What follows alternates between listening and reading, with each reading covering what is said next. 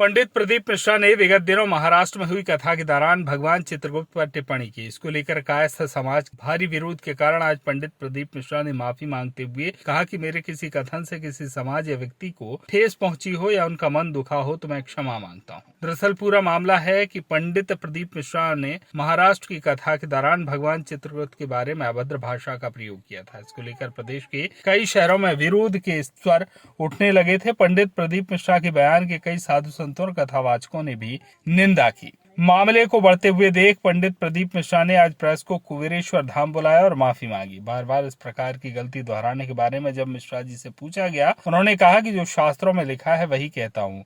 सबका कहने का तरीका अलग अलग होता है। हो सकता है मेरा तरीका कुछ अलग हो, इसके चलते लोगों का मन दुखी हो जाता हो। इस बात के लिए मैं सभी से क्षमा मांगता हूँ।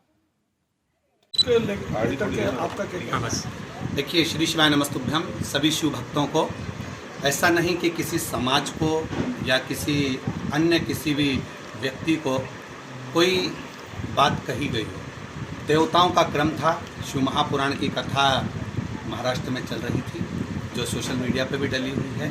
उसमें यमराज, चित्रगुप्त महाराज और भगवान शिव की एक भक्ति का प्रसंग चल रहा था। उसमें भी अगर किसी व्यक्ति विशेष को भी, यदि समाज को भी हमारी वाणी से अगर कोई ऐसा शब्द लग रहा है कि गलत हुआ है या गलत बोल गए हों, और हमारी वाणी से अगर किसी के हृदय को भी ठेस पहुंची हो, तो मैं क्षमा चाहता हूं। किसी के हृदय को ठेस पहुंचाना कभी शिव महापुराण नहीं जानती। शिव महापुराण हमेशा जगत का कल्याण का कार्य करती है और जगत कल्याण की ही बात करती है। फिर भी अगर मेरी वाणी से या शिव महापुराण के किसी शब्द से किसी भी समाज को, किसी वर्ण को, किसी व्यक्ति को अगर कोई ठेस पहुंचती है तो मैं उसके लिए क्षमा चाहता हूँ। श्री शिवाय नमस्ते।